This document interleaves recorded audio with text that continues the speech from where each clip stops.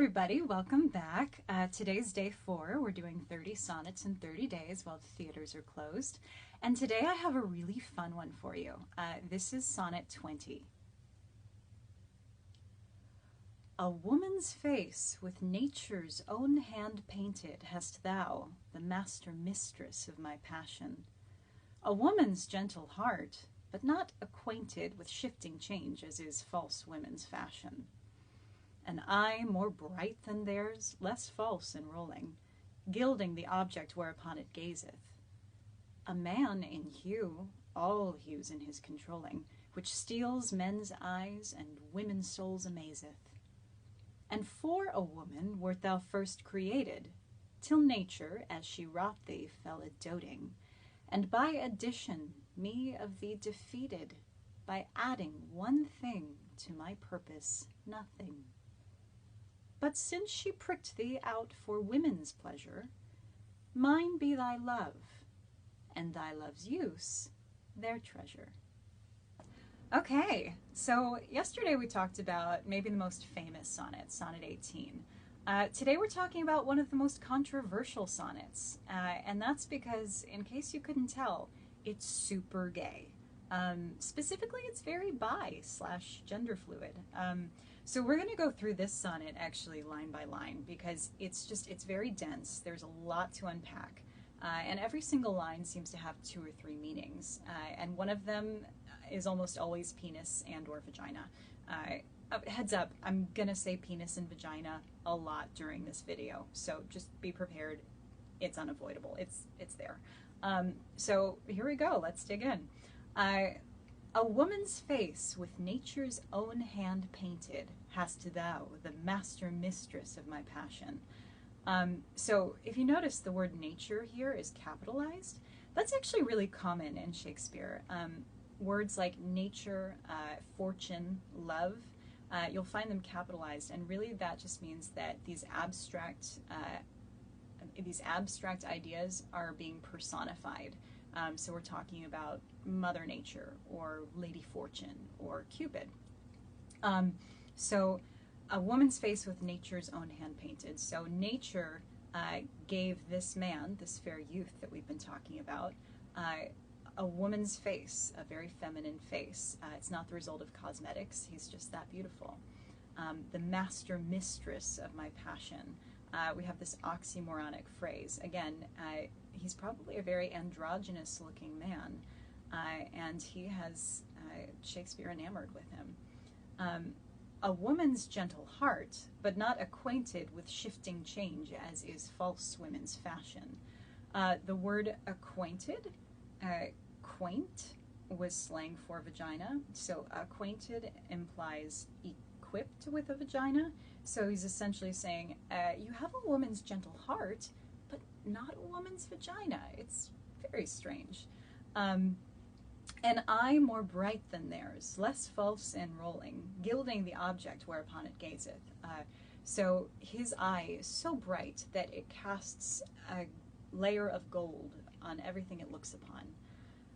A man in hue, all hues in his controlling, which steals men's eyes and women's souls amazeth. So he has all the parts of a man. He's a man, but he's so beautiful that his milkshake brings all the boys and girls to the yard.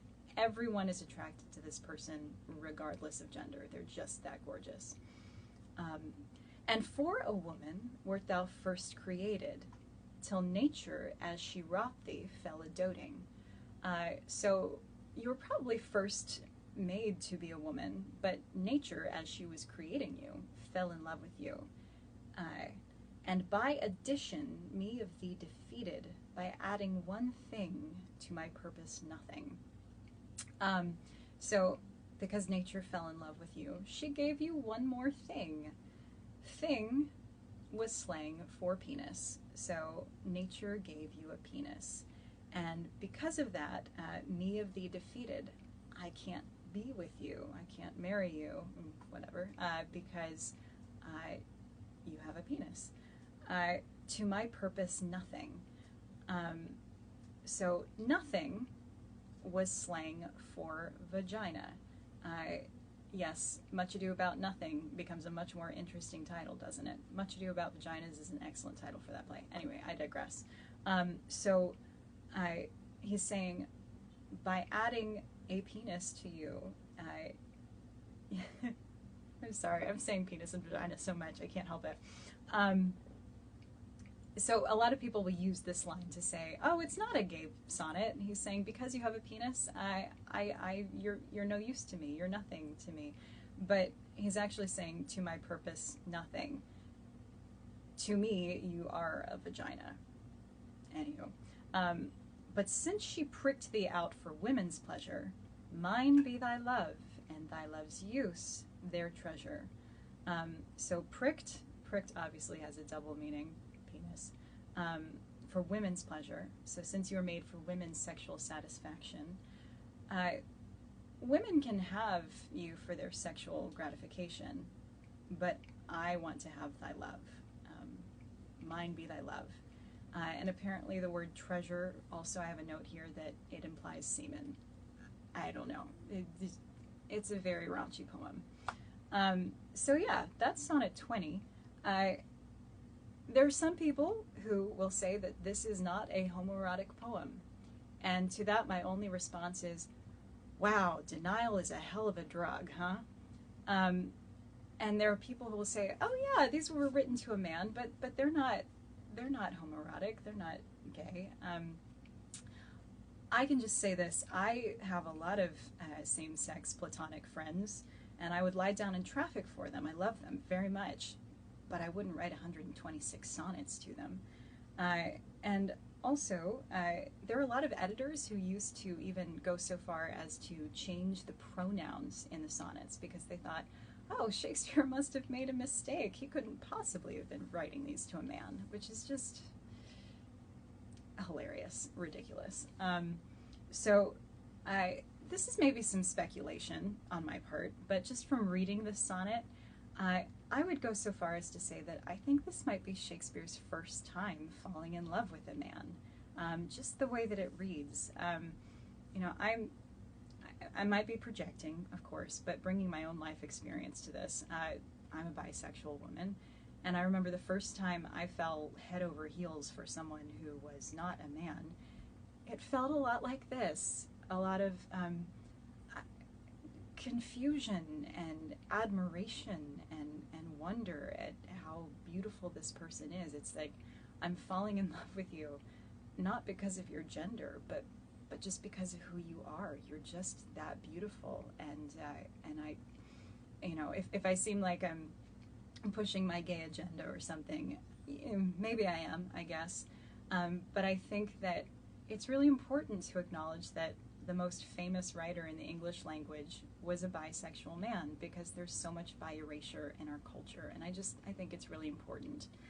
I also want to talk about this for a second. So most of you probably know that the vast majority of Shakespeare's verse is written in iambic pentameter. So that's 5 feet of an unstressed syllable followed by a stressed syllable. Bum bum bum bum bum bum bum bum bum bum. In sooth, I know not why I am so sad. But my teacher from Fordham, my Shakespeare teacher, is the wonderful actor Stephen Skybell. Skybell, if you're watching, shout out to you. Hi. He would always say, look for the anomalies in the verse. Look for the places where the verse varies from that strict I am. And one of the most common anomalies is a feminine ending, and that's adding an extra unstressed syllable at the end of a line of pentameter. So the most famous line in Shakespeare has a feminine ending. To be or not to be, that is the question, that last syllable, it's unstressed. So as I was going through this sonnet, I noticed that every single line has a feminine ending. Every single one. Look at it, look at it, look at all those feminine endings right there. So I could be wrong here. Somebody prove me wrong, please. But I think this is the only sonnet where every single line has a feminine ending. And I don't think it's a coincidence because, as Stephen Sondheim would say, one of his axioms for writing is content dictates form. So it makes sense that if Shakespeare's writing this sonnet about this man who has all of these feminine traits, that he would make every single line have a feminine ending.